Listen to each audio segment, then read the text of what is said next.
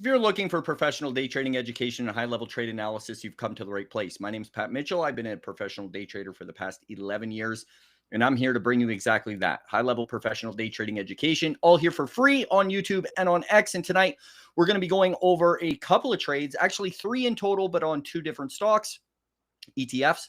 And let's get into it. So I hope you all had a great day. One sec. I'm going to fire up these charts, and then we are going to rock and roll.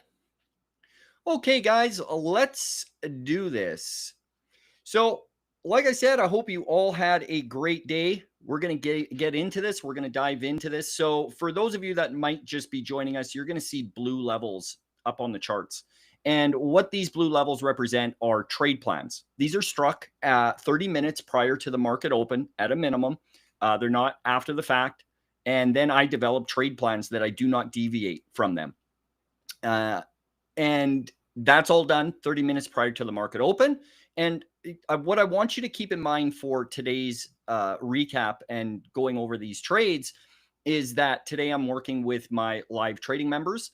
I give full detailed plans to I'm running 2 screen shares at the same time. But with my live trading, because sometimes that can be a little confusing, I'm working with very specific ideas and trades with them. It's a lot different of a live trading a program than what most people would be used to. So keep that in mind. And today, because it's Tuesday, I do it twice a week. And the first day on Tuesday is just done with real small size. So first trade here, let's go to SPY. So SPY actually gave us a pretty good opportunity, and I'm going to get zoomed in on this so then you guys can see it nice and clear. And what we had was this level here. So this top level right there, that is this on the daily chart, that double top. Okay. So what I was looking for at the open, if it remained above, is I wanted it to slice through that level, pop back up. We would enter and then obviously work that trade short. Now, what ended up happening is we ended up opening just slightly below. It was almost right on top of that level. So what happened then with this was market opens and it washed. As it washes down, it then creates space into that level. And that's what I want. That's what I need. So as it comes back up, I start working that trade. When it comes into the first level of resistance, which is right there at pre-market, I'm going to start in small and then continue to add into the level, and then add in up there into pre-market highs. So that's what I did. So I'll zoom in a little bit more. I understand that didn't quite zoom in enough for you guys. And now I got to do that again, but that's all right. So on that, it was a very quick, easy trade, easy peasy on that. And it was really remounting. So just was cautious. And then once it came up into this resistance, because it's stronger than expected, I'm paying myself into that support. Because what can end up happening is it can hold and then push. Okay, so when it's doing that, and Qs also at that time was not breaking down. So both SPY and Qs, both markets were holding. So what I do, especially because I got that really nice ad right up at highs there, my average is good. Okay, so I'm going to lock in, and then I'm going to wait for the next opportunity. So the next opportunity ended up coming with Qs. I didn't continue on with SPY, and there's a reason for that. If you look at the daily chart, there's actually far more potential in Qs than there was in SPY. Now, that's an assessment that is made prior to the market open. That's just from the daily chart. So when I entered into SPY, there's a stiffness there. And what I really did want to take Qs, but SPY ended up triggering first. Again, because Qs has more potential. Now, once the market opened, that didn't necessarily go that way. There was actually more potential in SPY. But if you don't look at it in hindsight, right, and all you can do is make the assessment of the chart, we don't know it's going to have more follow through. We don't know how clean it's going to be. We don't know that. all we can do is simply trade our trade plans that are developed prior to the market open. So the first trade here, I locked in 200 bucks, 194 bucks. Again, very small size. So now let's go over to Qs, and that's what I mainly worked here today. So I'm going to get zoomed in yet again. One sec here, folks. I know people are super impatient.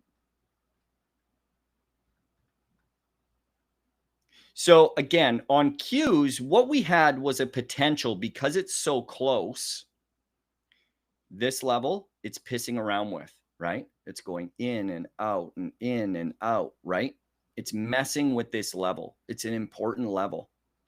This next level up is well within reach. It's very easy for this to squeeze and test. And that's what I wanted it to do.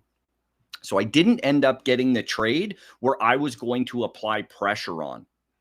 So regardless if I'm working with small size or not, there's always one trade that it's like, if it gives it to me, I will apply pressure. I didn't get it. It didn't give me that squeeze that I wanted. But because of the opportunities, endless opportunities in the day, I'm going to take it.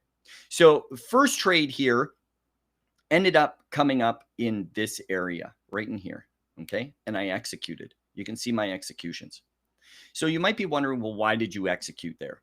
Well, first of all, it opens, dips, pops up, rejects, but it holds. Then it comes up and tests. There's one candle here where it blows through that resistance and immediately rejects. It pops up again and it rejects. So what's going on here are countless decisions that you need to make as a trader. And if you're not careful, you're going to burn yourself out right within the first 5-10 minutes of the market open. Now, I've talked about this a lot, and specifically with members of Trick Trades. What I will do in a case like that, when there are so many moves that it's making, it's rejecting, but it's holding, right? So it's rejecting resistance, but it's holding support in a real tight range. What I end up doing, because there's so many decisions that need to be made at that point, right? Because you're watching it and you're focused. I say, fuck it, I'm getting in. So next opportunity it comes up, I don't want to think anymore, okay?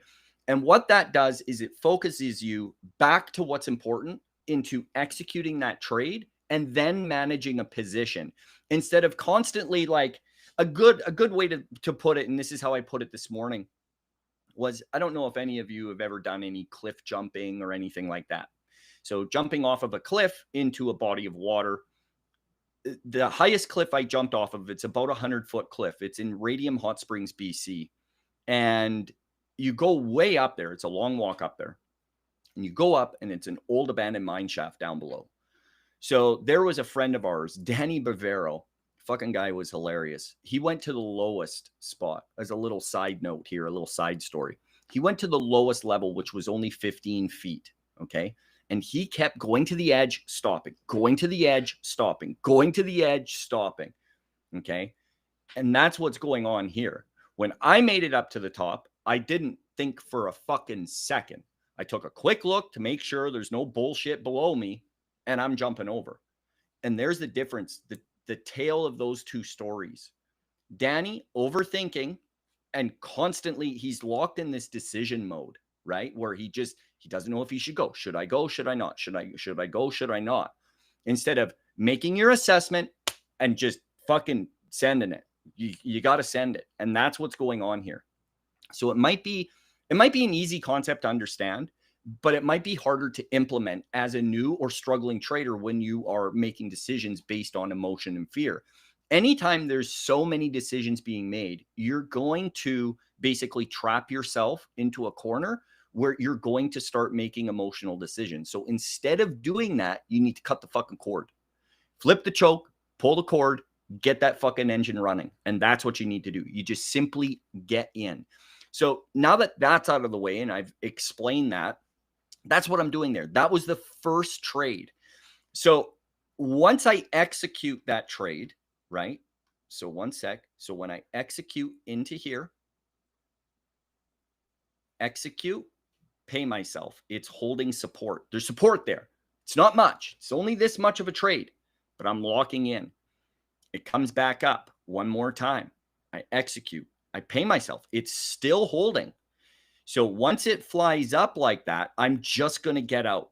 Okay. Now, normally I'm not getting out in a position like that. I'm going to work it into pre-market highs. But because of the nature of this chart here today, there's a lot to digest and dissect on this chart here, guys. I'm making the conscious decision that I want this thing to fucking squeeze. I want it to squeeze so then I can simply come up here. Okay. Now, there is no negative downside to stopping out in this position where I did. Because what's going to happen is it has a trend here that it's working. Okay, so there's a trend there. When it comes down, and I kind of fumbled that 1 sec because I want to show you where I entered. Fuck, come on, this fucking mouse. I got my magnet on. 1 sec, guys. It's right in there. So I kind of dipped down a little bit there, but it's right at that red candle. So I pre-drew that level. And what I'm looking to do is I'm looking to execute here. So to go back to that, there is no such thing as a missed opportunity or stopping out too soon, because there's always another opportunity. There's never a negative here, guys. Either I stop out and it makes its way up here and I get the trade that I want. Or if I stop out, it's going to give me a proper setup. That's what I was looking for. Now, it ended up doing that, but it just came up that little bit higher. And that's why I'm working this position here. That's why you see those 3 entries. So it actually didn't come up a lot, but because I'm executing via options and the nature of that chart, the consolidation, I prepared for that meltdown. So as it comes up into that trend, I execute. As it comes into the level, I execute. As it pops through, coming into this resistance, I'm keeping my average super tight. And on this, I still don't care if I get stopped out, because if it stops break a pre-market highs, guess what it's going to give me? It's going to give me the opportunity that I really want. So execute, work that trade, and then from best entry to best sell is almost 100%. So I want to go back a few minutes, and I want to go back and talk about the no missed opportunity. This is a frame of mind that well, I shouldn't say all, but like truly successful people will have. There's no such thing as a negative. There aren't negatives. There's only opportunity. And so many fucking people, because of their victim mentality, that's the way we're raised now. It's okay to be a victim. That when you do something, you immediately turn into that victim. Well, in the stock market, that shit doesn't work. It can't work. It doesn't. Like, what are you going to do? Be a victim and what the market's going to reward you? Fuck no. It doesn't work that way here. So when you have the right frame of mind, where if it doesn't work and I stop out, I'm going to get that next opportunity. And if I do get stopped out, I have to reset. There's another opportunity. It's always a win-win. Do you understand what I'm trying to get at? Like, so many people, they'll fight trades, right? So let's say someone is in long here. They go long into this support, right? And they don't pay themselves because they're greedy fucks. They end up holding all the way the fuck down here. And even then some. I've seen so many traders do that because they're so afraid to get out on that and pay themselves, right? Or pay themselves, that they're going to miss an opportunity. Where if you take a look, there's nothing but opportunity. Even to go long on this, there's tons of opportunity. Tons. Now, I'm not saying it's a big opportunity, but there is opportunity. So it's about having the right frame of mind. And this is why I'm so focused, not only with members, but with you guys that watch this channel, on mentality and psychology. It's some of my lowest viewed videos is mentality, psychology, having conversations about it. Because everybody wants strategy, technicals, strategy, technicals. That's all they want. That has such a small amount to do with trading. This much. it's the smallest, it's the most, like, sure, you need a strategy, but that's not the most important thing. You can have the best strategy in the world. In fact, I see it all the time. My strategy is sound. I've been working this strategy for over a decade. Yes, it has evolved, but I've seen people completely fuck it right up to where they blow up their accounts. They can't make a dollar. So I can give you the strategy, and I do. Every fucking day I do. But if you don't have your fucking head on straight, guess what? You'll fail. So do you realize now, even just with that quick conversation there, how important mentality, mindset, frame of mind, all of that is? That's the important shit. But believe me or don't believe me, if you want to just focus strictly on strategy when a guy is giving you a fucking strategy that has been producing results for over a fucking decade, no matter what the market's doing, I mean, that seems like a you problem, not a me problem. So if you want to learn this strategy, not just an entry strategy, but I have entry, exit strategy, risk strategy, management strategy, and a sizing strategy, because that's what this takes. You need strategy for everything. Most people are going to give you an entry strategy that's bullshit. Some sort of bullshit breakout, like the typical Cameron Foose F1 breakout, which is fucking trash. It's an opening range breakout that fucking fails 86% of the time. Stupid, right? Come to tricktrades.com. And if not, you want to continue on with the free shit, that's why it's there. By all means, fill your boots. But it's going to fucking take you forever to put these pieces together without working with a coach, period. It just is. That's the reality of the situation. If you want to do a professional career path and you're making this choice to become a fucking trader and you're trying to go it alone, like, what are you doing? That's like trying to become a heart surgeon and then doing it on your own through reading fucking books and watching YouTube videos. Yeah, good luck with that. It ain't going to work. You're going to fuck shit up. And I hope you guys have a great evening, and we'll see you tomorrow. Adios.